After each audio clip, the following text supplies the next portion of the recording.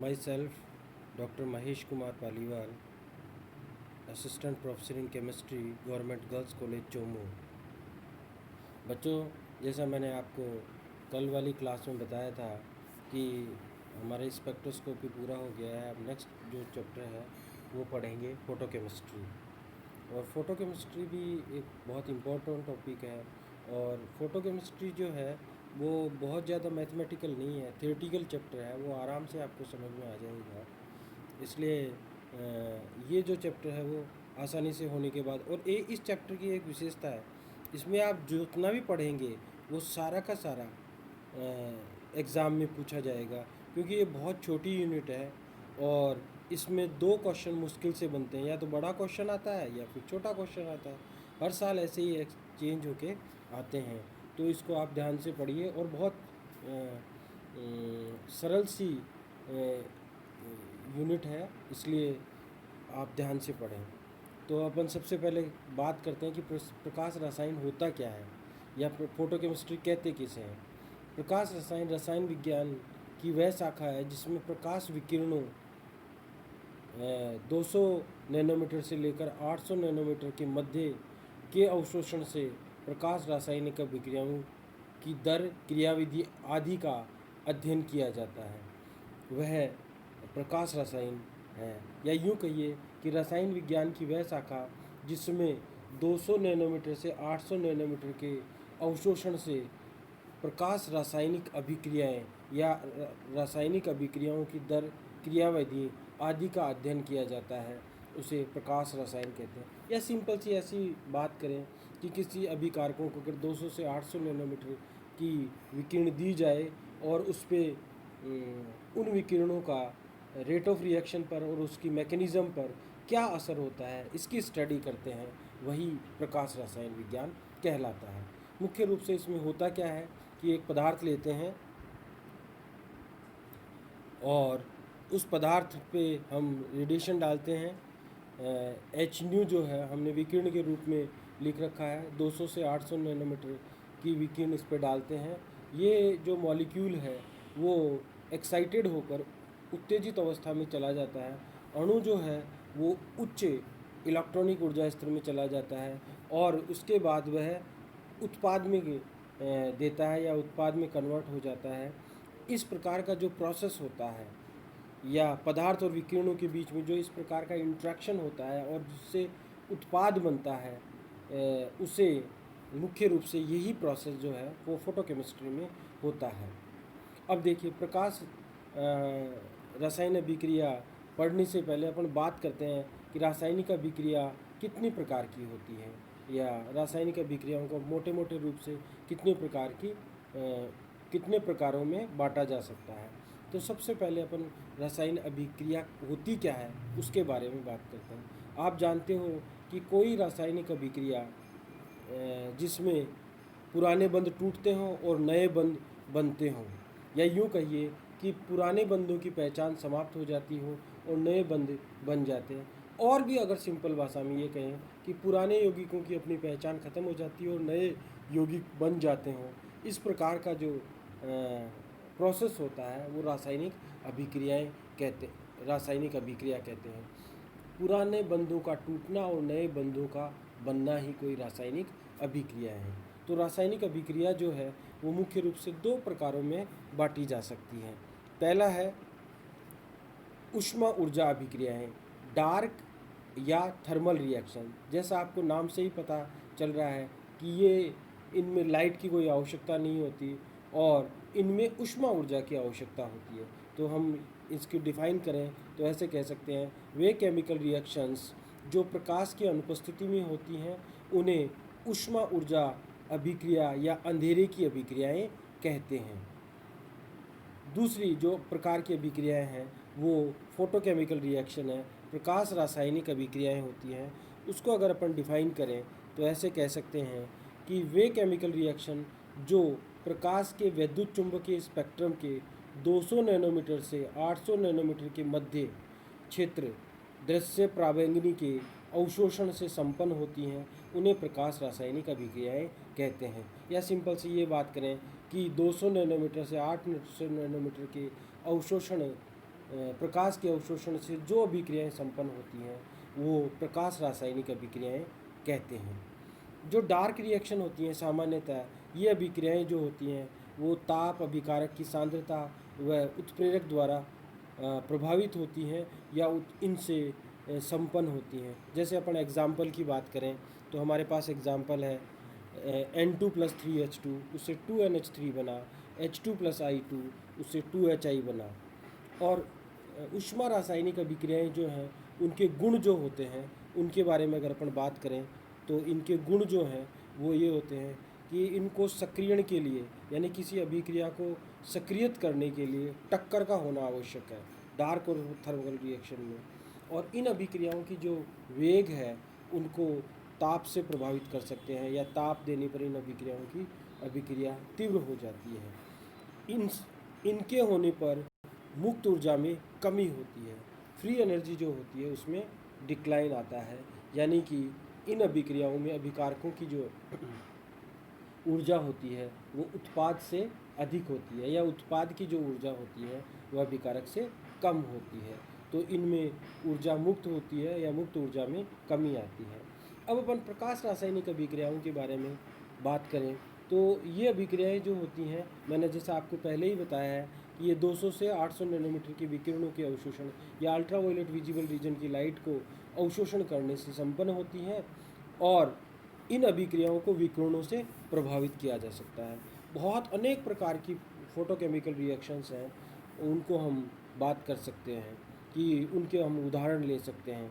एक जो है वो अभिक्रिया तो आप जानते ही हो, फोटोसिंथेसिस का जो प्रोसेस होता है वो भी एक फोटोकेमिकल रिएक्शन ही है। तो अब मैं उदाहरणों की बात करता हूँ कि फोटोकेमिकल रिएक्शन के कौन कौन से उदाहरण हो सकते हैं। जैसे एक विघटन की बात करें, विघटन अभिक्रिया में क्या है 2HBr का लाइट की प्रेजेंस में विघटन होता है तो H2+Br2 बनता है। दूसरी बात करें बहुलीकरण प्रकार की अभिक्रियाएँ, एथिलीन का बहुलीकरण जो है वो लाइट की प्रेजेंस में करते हैं तो पॉलीथीन बनता है। इसी प्रकार से एडिटिव जो रिएक्शंस हैं या योगा उत्पाद जो अभिक्रियाएं हैं जिनमें दो अभिकारक आपस में फ्यूज हो जाते हैं और उससे क्या है उत्पाद बनता है, वो अभिक्रियाएं हैं। जैसे स्टील बीन के साथ अगर Br2 की अभिक्रिया कराएं तो हमारे पास जो प्रोडक्ट बनता है वो ये बनता है C6H5 C6H5 यानी कार्बन की 3 वैलेंसी पूरी हो गई। यहाँ पर यूँ कह सकते हैं कि हमारे पास यहाँ पर अगर एथेन होता है, एथीन हो तो उसमें H की जगह C6H5 लिखा हुआ है। चौथा उदाहरण अपन देखें समावयवीकरण, आइसोमेरिज्म प्रकार की अभिक्रियाएं अपन बात करते हैं। आइसोमेरिज्म प्रकार की अभिक्रियाएं क्या होती हैं, फ्यूमेरिक एसिड से मैलिक एसिड बनना, ये भी क्या है लाइट की प्रेजेंस में होती है, ये भी एक प्रकार की फोटोकेमिकल रिएक्शन है।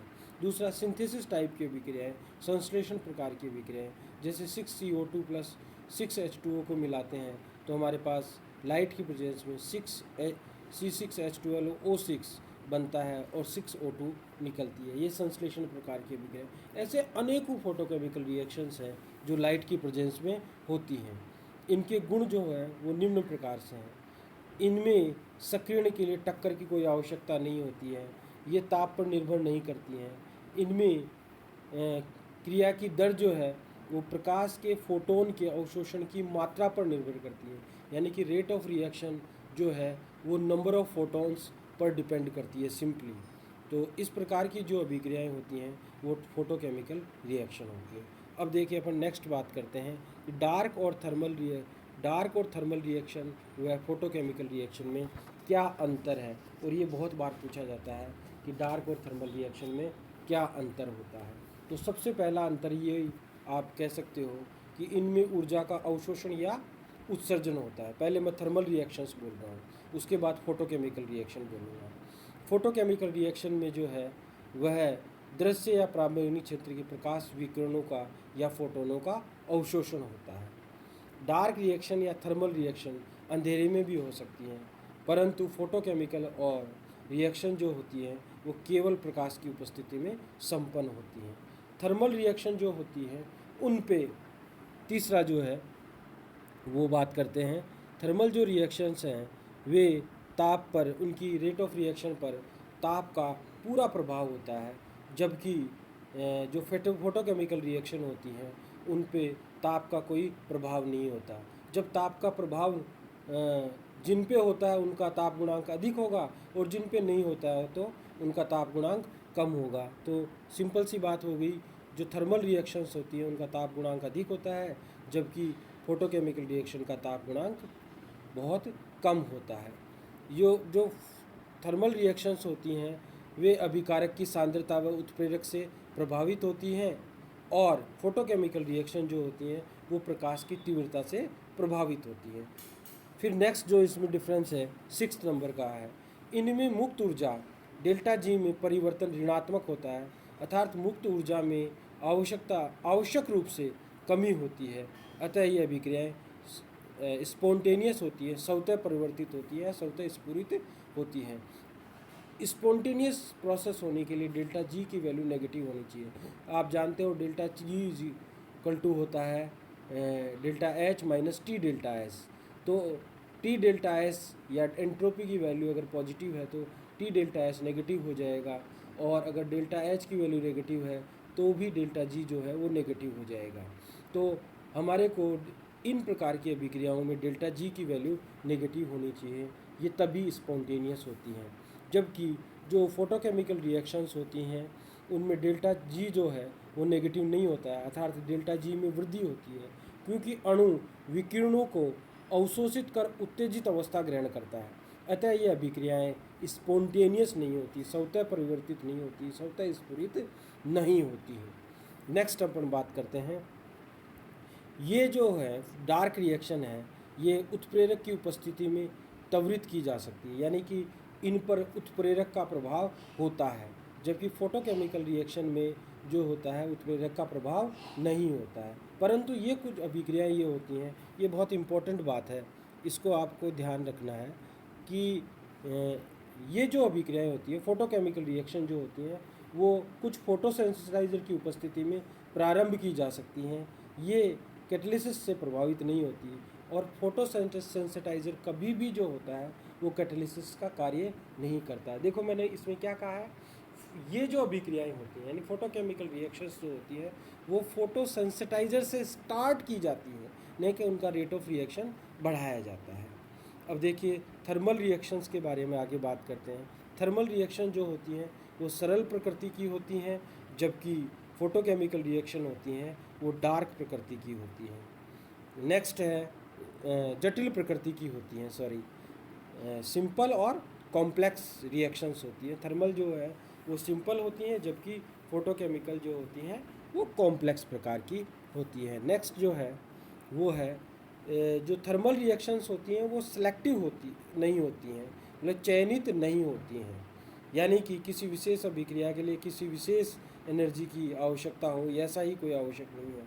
परंतु जो फोटोकेमिकल रिएक्शंस होती हैं वो सिलेक्टिव होती हैं, चयनित होती हैं, यानी कि किसी विशेष प्रकार की अभिक्रिया को या बंध को तोड़ने के लिए या किसी अभिक्रिया को संपन्न करने के लिए विशेष प्रकार की विकिरण की आवश्यकता होती है, उस विशेष वेवलेंथ की आवश्यकता होती है, विशेष एनर्जी की आवश्यकता होती है। नेक्स्ट जो है इनमें ऊर्जा की आवश्यकता 10⁴ से लेकर 10⁵ किलो कैलोरी पर मोल के प्रास की होती है, जबकि इनमें ऊर्जा की आवश्यकता 23 से लेकर 230 किलो कैलोरी पर मोल की प्रास की आवश्यकता होती है, या तरंग दैर्ध्य जो होती है इसकी वो होती है 200 से 800 नैनोमीटर की आवश्यकता होती है। अब नेक्स्ट अपन बात करते हैं प्रकाश अवशोषण के नियम। प्रकाश अवशोषण के क्या नियम हैं? देखिए प्रकाश अवशोषण के मुख्य रूप से 2 नियम हैं, लैम्बर्ट का नियम और बीयर का नियम, और इसको एक साथ बीयर लैम्बर्ट का नियम है, तो मैंने इनको 3 भागों में बांट दिया है प्रकाश अवशोषण के नियमों को। तो सबसे पहले हम बात करते हैं कि प्रकाश अवशोषण के नियमों में होता क्या है या प्रकाश के अवशोषण से होता क्या है।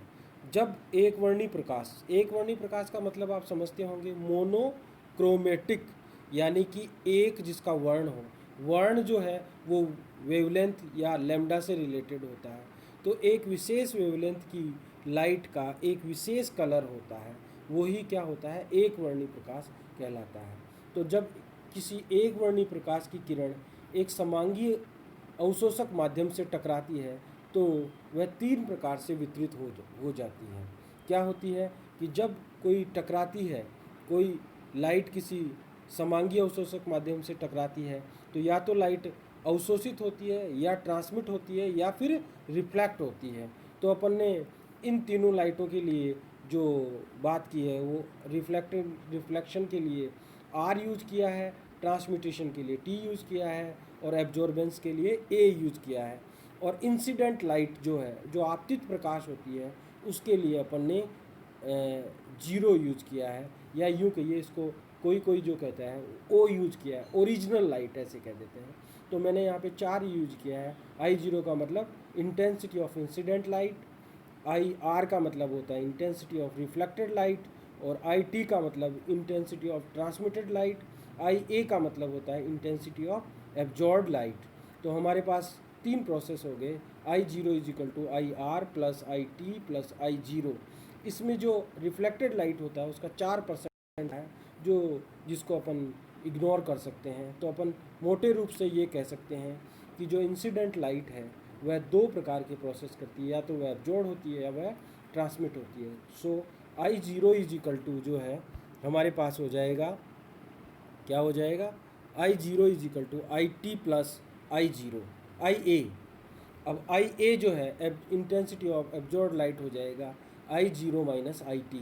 आई इंटेंसिटी ऑफ एब्जॉर्ब लाइट जो हो जाएगा वो किसके बराबर हो जाएगा, intensity of incident light minus intensity of transmitted light. इस प्रकार से है। अब देखो हमारे को ये तो हमने पता कर लिया या हमने बात कर ली, पर आपको ये भी पता होना चाहिए कि प्रकाश विकिरण की तीव्रता होती क्या है, या प्रकाश की तीव्रता कहते किसे हैं। तो प्रकाश की तीव्रता की परिभाषा क्या होती है, पदार्थ की सतह पर प्रति सेकंड प्रति इकाई क्षेत्रफल सामान्यतः 1 सेंटीमीटर स्क्वायर पर पड़ने वाले फोटोनों की संख्या उस प्रकाश विकिरणों की तीव्रता कहा जाता है। मोटे मोटे रूप से ये कह सकते हैं, पदार्थ की सतह पर प्रति सेकंड प्रति इकाई क्षेत्रफल पर पड़ने वाले फोटोनों की संख्या ही उस प्रकाश की तीव्रता कहलाती है। अब अपन बात करते हैं प्रकाश अवशोषण का पहला नियम, लैम्बर्ट का नियम। ये क्या कहता है, लैम्बर्ट का नियम क्या होता है, जब किसी समांगीय अवशोषक माध्यम से एक वर्णी प्रकाश की किरणों को प्रवाहित किया जाए तो अवशोषक माध्यम की मोटाई के साथ विकिरणों की तीव्रता में हुई कमी आपतित विकिरणों की तीव्रता के समानुपाती होती है। अब देखिए आप इस जो है ये पूरा का पूरा सेंटेंस जो है वो यहाँ पर डिफाइन किया हुआ है, इससे आप आराम से बता सकते हो। ये जो है इसको डिफाइन करें, देखिए क्या है, नीचे देखिए डी एक्स, एक्स यहाँ पर क्या है, अवशोषक माध्यम की मोटाई, आई जो है वो इंटेंसिटी ऑफ लाइट है। ठीक है, ठीक है। तो अपन क्या कर सकते हैं, ये कह सकते हैं कि मोटाई के साथ आपतित प्रकाश की तीव्रता में कमी, ये माइनस साइन जो है वो कमी को बताता है, वो आपतित प्रकाश की तीव्रता के समानुपाती है। अब देखिए इसको अपन आगे जो लिखा हुआ है वैसे लिख सकते हैं, क्या लिख सकते हैं, minus D I is directly proportional to I d x. Next इसको अपन यहाँ लिख सकते हैं minus D I upon D x is equal to k I. यहाँ पर हमने प्रोपोर्शनल के निशान के जगह एक कांस्टेंट रख दिया जिसको एब्जॉर्प्शन कॉफिशिएंट कहते हैं और उसको के से डिनोट किया है। अब इसको अपन रीअरेंज करके ऐसे लिख सकते हैं, रीअरेंज करके ऐसे लिख सकते हैं, कैसे लिख सकते हैं, minus D I upon I is equal to k d x. अब देखिए आगे क्या है, अपन बात करते हैं, यदि x बराबर 0 पर i बराबर 0 तथा x बराबर x पर i बराबर t हो तो समीकरण 1 को समाकलन करने पर हमारे को ये वाला डेरिवेशन प्राप्त होगा, माइनस इंटीग्रेशन आई 0 से I T d I upon I is equal to k 0 to x D x. अब इसका अगर हम इंटीग्रेशन करते हैं तो हमारे पास आता है ln I 0 upon I T is equal to k x, D x का हो जाएगा x और के बाहर ले लिया तो कांस्टेंट हो जाएगा।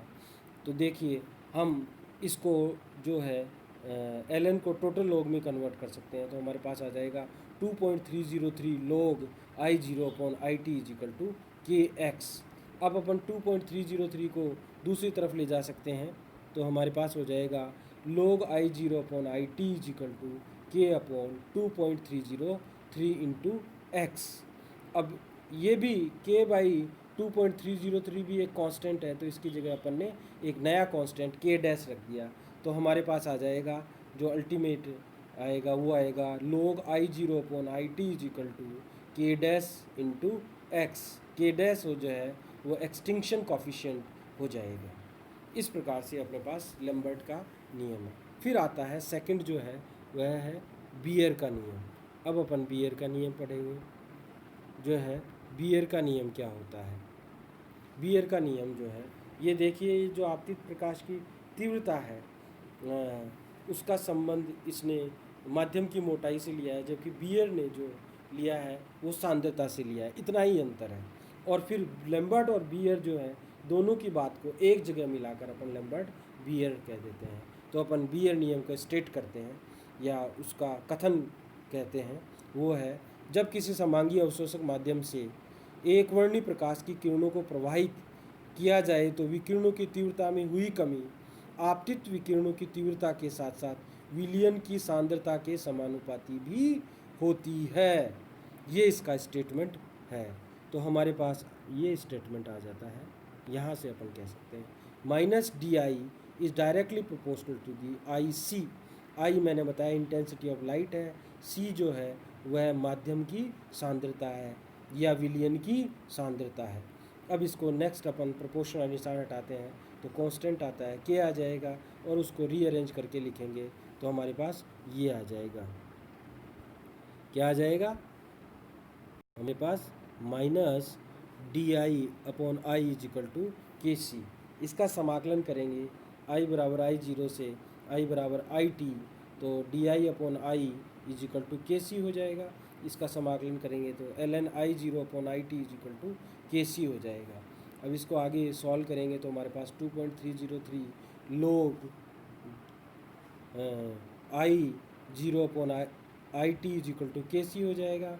2.303 को दूसरी तरफ ले जाएंगे तो हमारे पास हो जाएगा log I0 upon IT is equal to K upon 2.303 into C, और इसकी जगह के अपॉन 2.303 जी की तरह एक जगह एक नया कांस्टेंट रख देंगे, वो हो जाएगा के डैश, जिसको एक्सटिंक्शन कॉफिशिएंट कहते हैं। तो हमारे पास समीकरण जो लास्ट हो जाएगी वो हो जाएगी log I0 upon IT is equal to K dash into C. ये हमारे पास हो जाएगा। अब अपन दोनों को एक जगह मिलाकर लिखते हैं बियर लैम्बर्ट लॉ या लैम्बर्ट बियर का नियम। कई कई किताबों में लैम्बर्ट बियर का नियम है, कई कई किताबों में बियर लैम्बर्ट लॉ नियम है। अब उन दोनों नियमों को मिलाकर यहाँ पर बोला गया है। तो अपन कहते हैं कि यदि किसी एक वर्णी प्रकाश की किरण पुंज को किसी अवशोषक पदार्थ या समांगी अवशोषक माध्यम के विलयन में से गुजारा जाए तो इस अवशोषक विलयन में तय की गई दूरी के साथ विकिरणों में हुई तीव्रता की कमी आपतित विकिरणों की तीव्रता के साथ साथ विलयन की सांद्रता के भी समानुपाती होती है। ये स्टेटमेंट है। तो इस स्टेटमेंट को अपन स्टेट करते हैं तो यहाँ पर जो है वो अपन बता सकते हैं ये जो स्टेटमेंट है वो ये हो जाएगा। देखिए minus D I upon D X, यानी X D X small change in जो है वो पथ की मोटाई के साथ तीव्रता में कमी minus D I upon D x ये हो गया। वह किसके समानुपाती है? आपतित प्रकाश की तीव्रता I व विलयन की सांद्रता C के समानुपाती है। अब इसको आगे अपन सॉल्व कर लेंगे तो हमारे पास इसका क्या आ जाएगा? मैथमेटिकल फॉर्मूला आ जाएगा। अब अपन प्रोपोर्शनल निशान हटाते हैं तो मैंने आपको पहले ही बताया कि कांस्टेंट आता है, तो हमारे पास हो जाएगा क्या हो जाएगा? D I upon D x is equal to K into I C, जो कि समीकरण 1 में बताया हुआ है। समीकरण 1 में बताया हुआ, जहाँ के क्या है? मोलर अवशोषण गुणांक, मोलर एब्जॉर्प्शन कॉफिशिएंट, और इसका मान जो है वो पदार्थ की प्रकृति पर निर्भर करता है। ये बहुत बार बहुत कॉम्पिटिटिव एग्जाम्स में पूछा जाता है कि जो मोलर अवशोषण गुणांक है उसका मान किस पर निर्भर करता है, तो उसका मान जो है वो पदार्थ की प्रकृति पर निर्भर करता है। अब देखिए समीकरण 1 में x बराबर 0 से x बराबर x के मध्य समाकलित करने पर, समीकरण 1 में तो हमारे पास क्या हो जाएगा, i बराबर आई 0 से i बराबर i तक D upon I is equal to minus X बराबर 0 से x बराबर x तक k dot C dot D X, ऐसे अपन लिख सकते हैं।